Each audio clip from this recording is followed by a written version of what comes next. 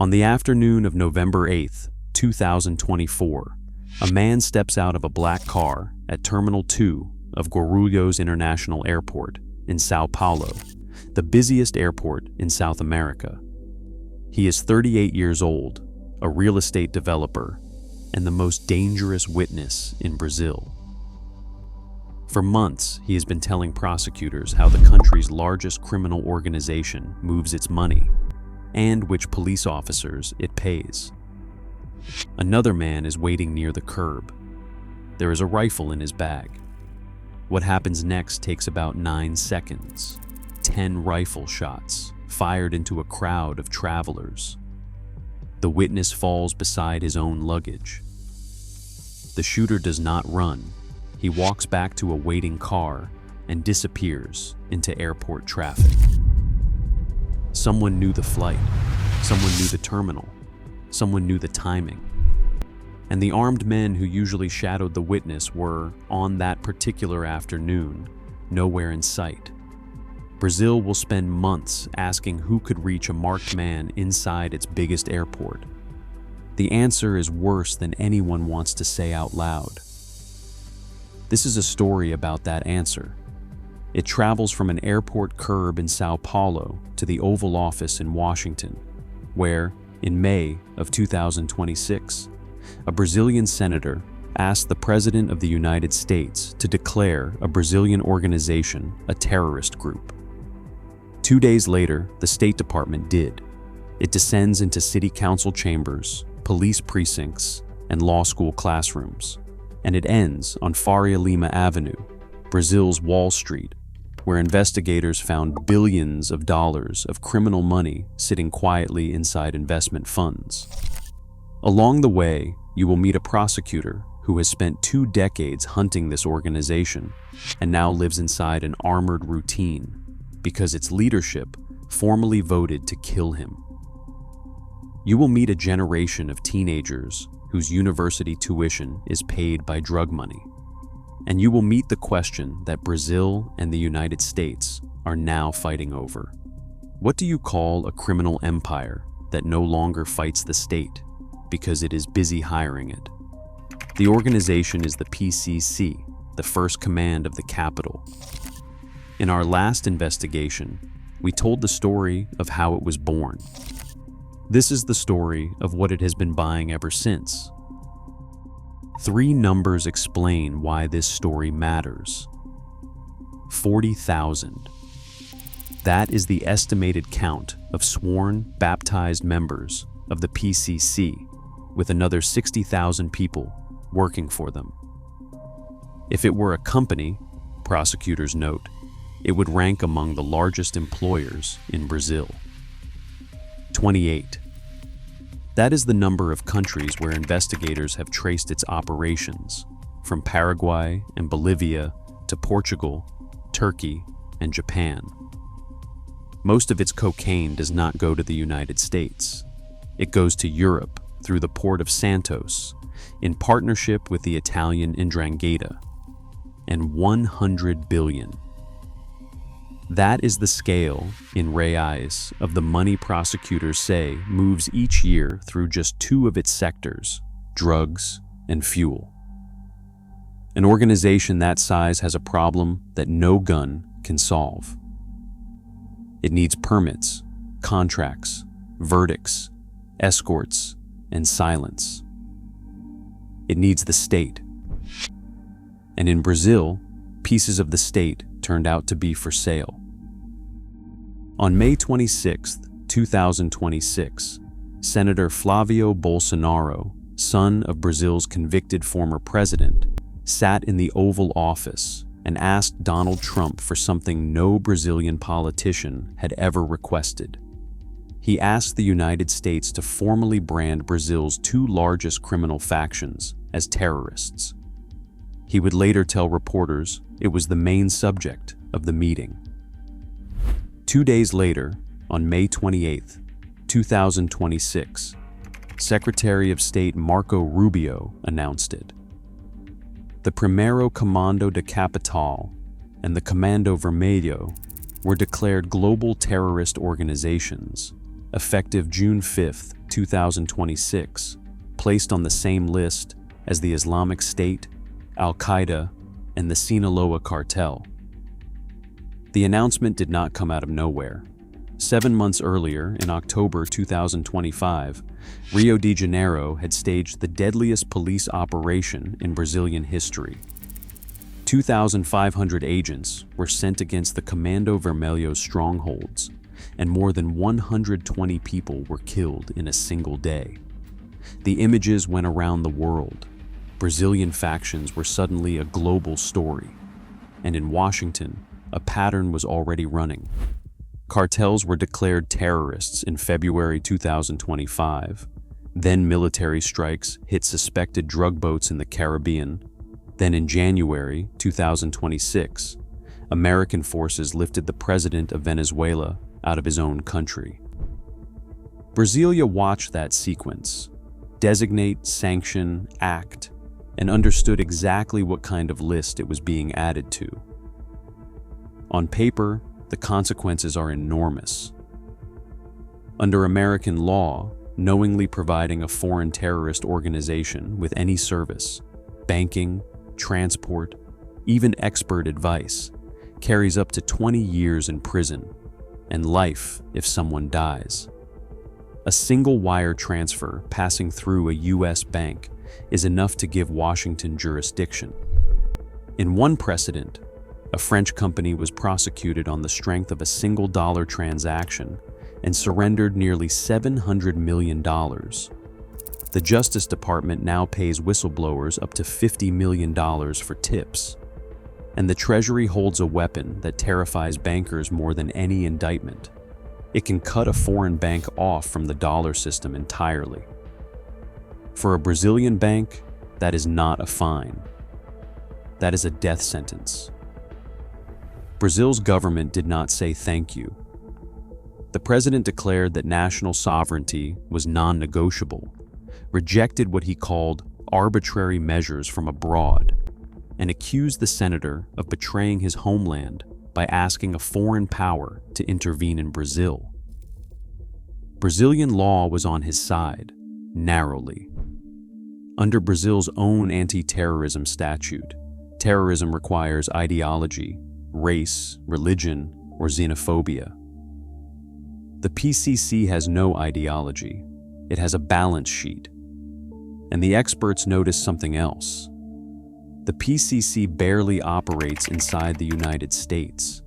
Its documented American footprint is not gunmen on street corners. It is money laundered through dollar accounts. Which is why analysts on both continents read the designation the way you read a campaign poster. Brazil holds a presidential election in October. Security is its voters' deepest fear, and the terrorist label landed 2 days after a presidential candidate's son asked for it. But here is the uncomfortable part.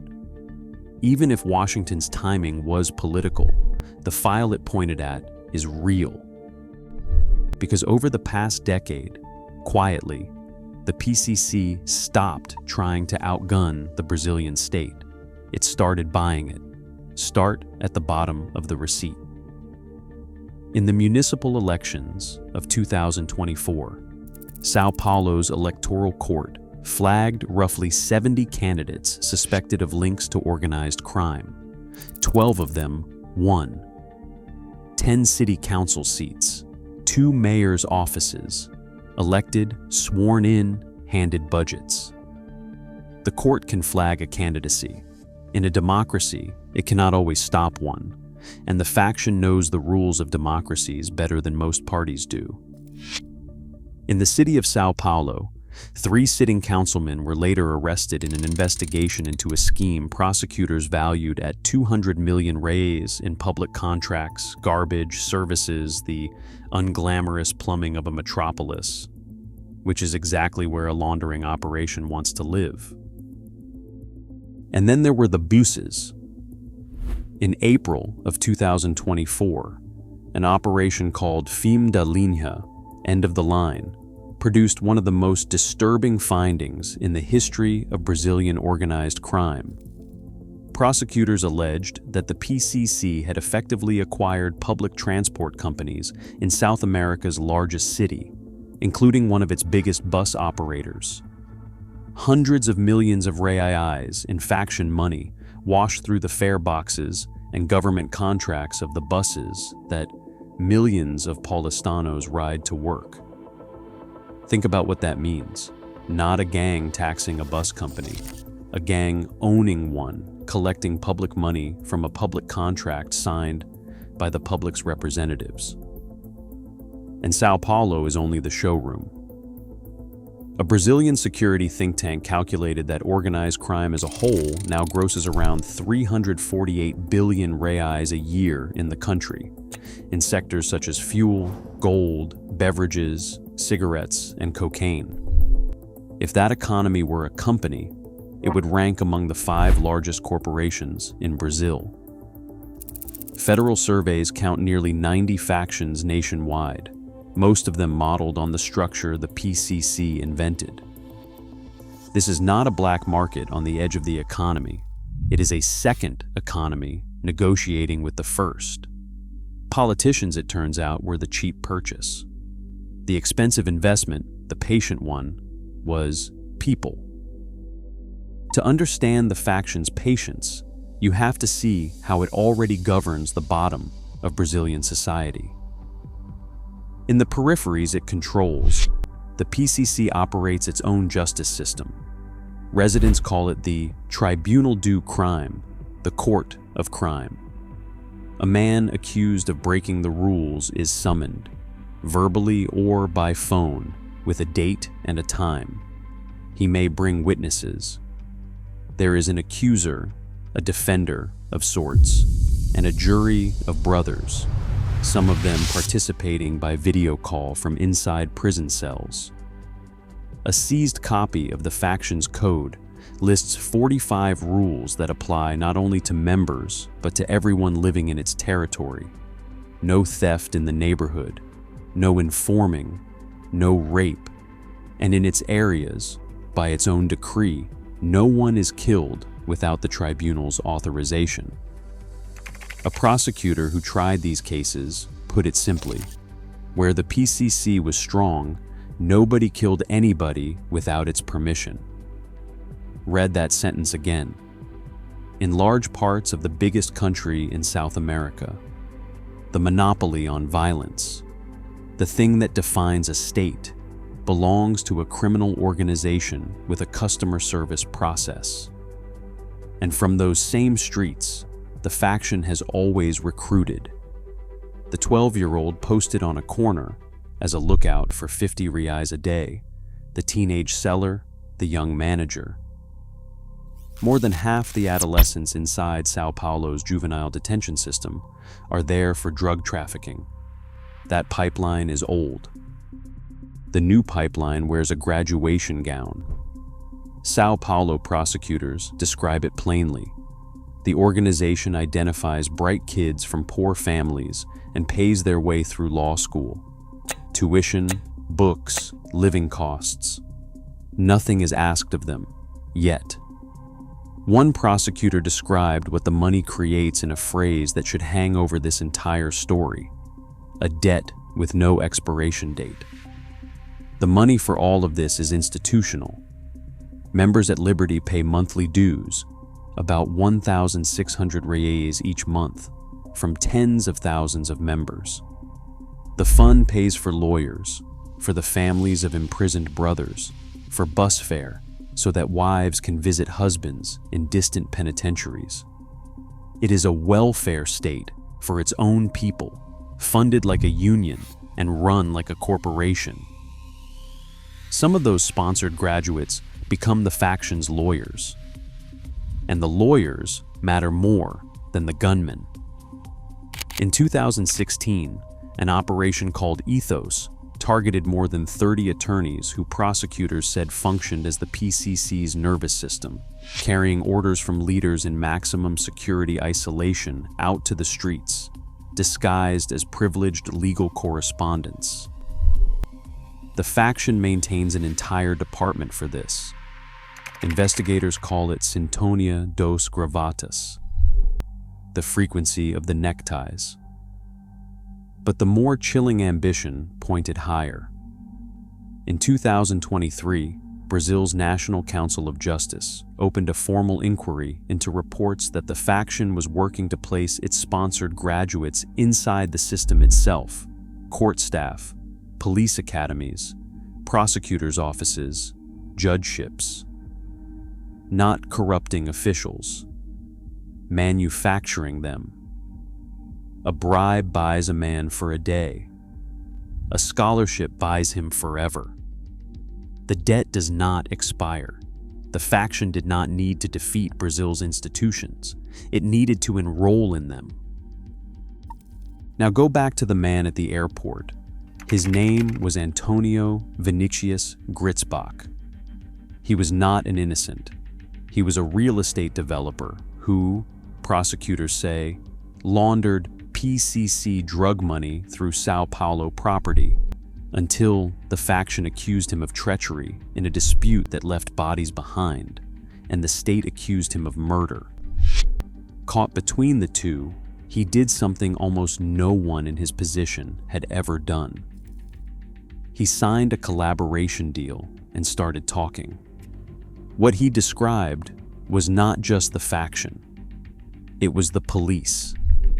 His testimony detailed negotiations in which officers allegedly discussed tens of millions of reais in bribes, including around 30 million reais tied to civil police officials, to make cases disappear, to sell investigations, to protect the very organization they were sworn to destroy. His words burned both worlds at once. The PCC wanted him dead. So, perhaps, did people with badges. Picture him on that last afternoon. He has lived for months as a man with two predators, and he has learned the arithmetic of staying alive. Keep moving. Keep paying for private protection. Trust no schedule. But an airport feels different. An airport is cameras and checkpoints and uniforms. Thousands of witnesses, federal jurisdiction, light everywhere. He steps out of the car into the warm November air, hears the white noise of a place where everyone is leaving, and for a moment, the arithmetic relaxes. If there is 1 square kilometer of Brazil where they cannot touch him, surely it is this one. The men waiting at the curb had counted on him believing exactly that. Then came the 10 shots. For weeks, the question hung over Brazil. Who could track a protected witness to a terminal curb, hit him in 9 seconds in front of hundreds of cameras, and walk away? The faction had the motive, but the execution had something else. A fluency with surveillance, with schedules, with how protection details think. Then the arrests began, and Sao Paulo had to look at the answer. Slowly, name by name, the investigation assembled the kill team. The spotter who tracked the witness's arrival. The shooter who walked, not ran. The logistics of the waiting car. And one detail repeating across the files like a watermark. The men charged with carrying out the hit were military police officers, serving and former agents of the state, allegedly working as a contract kill squad. Some of them, investigators found, drawn from the same informal security world that was supposed to be protecting him. 18 officers now stand as defendants, with the first jury trial scheduled for June 22, 2026. Sit with that sentence. The witness who exposed the police was, prosecutors allege, executed by the police, inside the most surveilled building in the country, on camera, in 9 seconds. It was not an isolated horror. In 2003, the PCC assassinated the judge who oversaw its imprisoned leaders, gunned down on his way home. In September 2025, a former Sao Paulo police chief who had spent his career fighting the faction was killed with more than 20 rifle rounds. The pattern is not chaos, it is policy. The oldest clause in the faction's unwritten contract with the state: stay bought, or else. The debt, for some of the men in uniform, had simply come due. While Brazil was burying a witness, auditors were following a stranger trail, one that ended in the most expensive square kilometer of the country. On August 28, 2025, Brazilian authorities launched what they called the largest operation against organized crime in the nation's history. Its name was Carbono Oculto, hidden carbon. What it described was not a gang, it was a conglomerate. Roughly 1,000 gas stations linked to the scheme had moved 52 billion reais in 4 years, some of them selling fuel adulterated with industrial solvents imported by the shipload through a southern port. A clandestine fintech had taken in more than 1 billion reais in physical cash, bags of money walking in the door of a licensed financial company. And some 30 billion reais sat parked across 40 investment funds administered on Faria Lima Avenue, inside the same financial district as Brazil's most respectable banks. The prosecutor who has chased them longest measures the curve in one sentence. In 15 years, the PCC went from 10 million reais a year to 10 billion reais. The faction born in a prison yard had become a client of asset managers. Authorities dismantled the structure. The structure grew back. Within months, investigators watched the laundering machine reassemble itself through fresh fintechs. And on May 28, 2026, the very day Washington announced the terrorist designation, Brazilian police were out raiding the rebuilt network, 26 billion reais more, plus hundreds of millions in crypto. That coincidence is the whole story in miniature. One government applied a label, the other applied handcuffs. The machine simply reincorporated. The experts who study the PCC closest are not optimistic about the label. Terrorist designations against Latin American cartels have never produced a measurable drop in violence. What they produce is adaptation, deeper laundering, more crypto, more state capture. And the prosecutor who knows the faction better than anyone warns that the designation could even backfire, because once American intelligence on the PCC is classified as counterterrorism material, sharing it with Brazil gets harder, not easier. The label changed, the machine did not. There is a man in Sao Paulo who has been prosecuting the PCC for more than 20 years. His name is Lincoln Gakia. It was his casework that helped push the faction's leadership into federal isolation.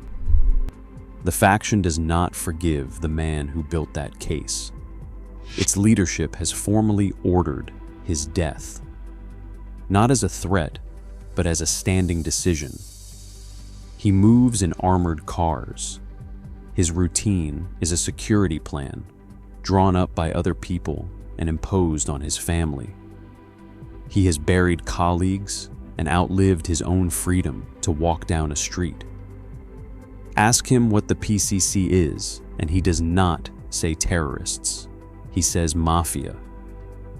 And he uses another word for what Brazil risks becoming if the buying continues: the councilmen, the bus contracts, the scholarships, the badges, the funds.